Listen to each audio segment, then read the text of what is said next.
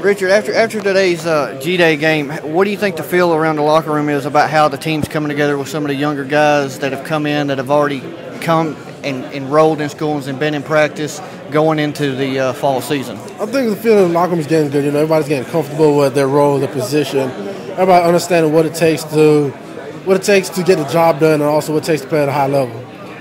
With some of these young guys coming in to play, especially on defense, and some of them on offense, some of them changing position, like Malcolm Mitchell going from receiver to defensive back. Are they stepping up and filling those roles in the way the coaches are expecting them to? Yeah, they're stepping up. They're filling. Malcolm, he's a good athlete. He played good for wide receiver for us, and also in defense. He played real good at corner, so he's also filling gaps and roles in. With you being running back, even for Cass back in Bartow County, where you're from, you've been playing some fullback here this spring. What do you think you're going to be primarily playing here come this fall? It probably had to depend on situations. More likely might be fullback, with all our running backs coming in, but it all depends on situations. How do you feel about making the move from running back to fullback? I kind of enjoy it. First, I was against it, but after practicing and playing for a little while, it kind of related to kind of linebacker, so I kind of enjoy it too. I saw an interview with Jarvis Jones talking about you playing fullback and how he's not really looking forward to going up against you because it's like running into a tree stump. Do you think that as we get into the football season, do you think more of the linebackers in the SEC are going to be coming to feel that way? Oh yeah, that's my plan. Make it known that when they come in blitzing, I'm the one that got to come hit. Well, do you have any thoughts or anything that you'd like to say to some of the guys back at home, back at Cass High School, or anything to anybody listening back home? I'd like to say, thank Coach Casco for everything, and also to the athletes and the students there. Hard work pays off. Well, Richard, we're all proud of you. We really appreciate you giving us your time here today, and looking forward to seeing you play this fall, and wish you all the success in the world. Yes, sir. Thank you. Thank you. Hey, Aaron. I know Malcolm Mitchell's moved from offense to defense. Who do you think you're going to really look to this year for your deep threat? Obviously Tavares is a great deep threat. Justin Scott Wesley's another speed guy we got, and I think all of our guys can stretch the field a little bit. Bennett and Marlon more of the bigger bodies, and Conley more of the bigger bodies, and then Rontavius Woon is another guy who can really get downfield and make some plays downfield for us. So I think we have plenty of targets, and I'm still going to try to sneak Malcolm over there onto our side as much as possible, try to get him some reps in there. But like I said, I'm very confident with the guys we have, and I know we are going to be able to stretch the field too. I know no one ever comes out of spring saying we don't have to work on anything. In your opinion, what's one of the few things that y'all need to work on to come together more as a team and offensive unit? Just continue working. I know me specifically, working on my timing with the receivers, making sure we're on the same page, working drills with the offensive line, and practicing picking up different blitzes and watching film and things like that. So, there's plenty to work on, and we'll sit down and make a schedule, most of the older guys, and what we're going to do to organize this summer.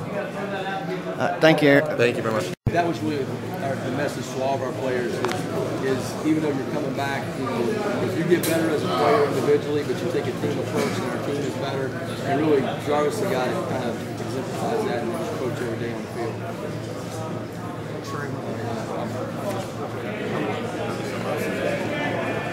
I thought it was good. I thought, I always look at that the spring game is like scrimmages, and it's a preseason game, so it's an evaluation of your players. I think the big thing there is I think there was 10 points scored in the first half, and then after that, there were some explosive plays on both sides of the ball with defensive scoring, offensive scoring, and things like that. We kind of moved some guys around in the second half, bringing some of the twos over to ones just to evaluate those guys against some other personnel. And it allowed us to play a few younger players on the other side of the ball too. Because to me what you're trying to do is you're trying to evaluate your personnel, and you got to put them in situations to see what they can do. And really the way spring practice is set up anymore, you only get so many quote live tackling days or live days. And and G Day is obviously one of those.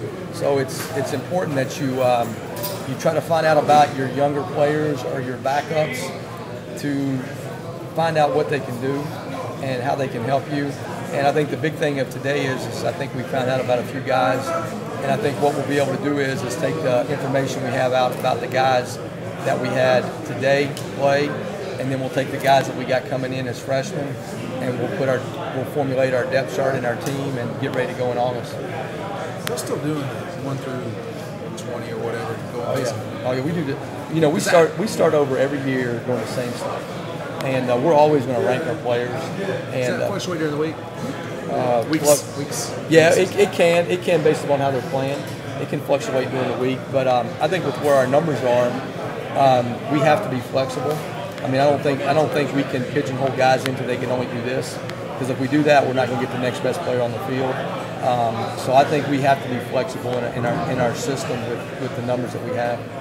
As it relates to those numbers, is it one of those things when you're sliding guys around? How tough is it for them to get used to the fact that they might be playing a slightly different position or a different scheme? I don't know how to say it. Yeah, I think that the big thing is just giving them reps there so that they can get used to it, get their feet wet.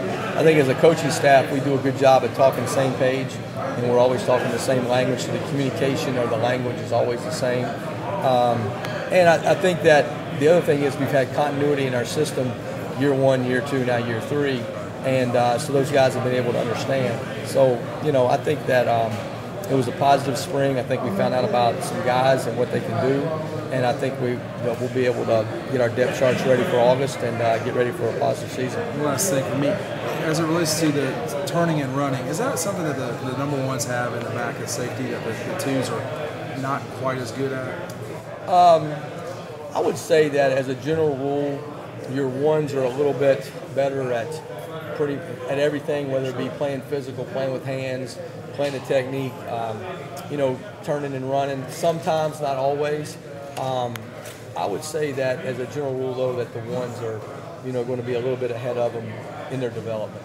Okay. Thanks, Todd. Yeah. Coach Grantham, out of everybody in spring practice, these young guys that are playing in bigger roles now, who in your opinion has stepped it up the biggest? Out of the young guys, I think that the good thing is there's a few guys that you can talk about. I think Damian Swan is a guy that played for us as a true freshman last year that has shown he can be a very good player for us. I think that Garrison Smith is a guy that was in the rotation last year that brings a lot of energy to our team. He showed up. I think Rameek Wilson is a guy that made a play today.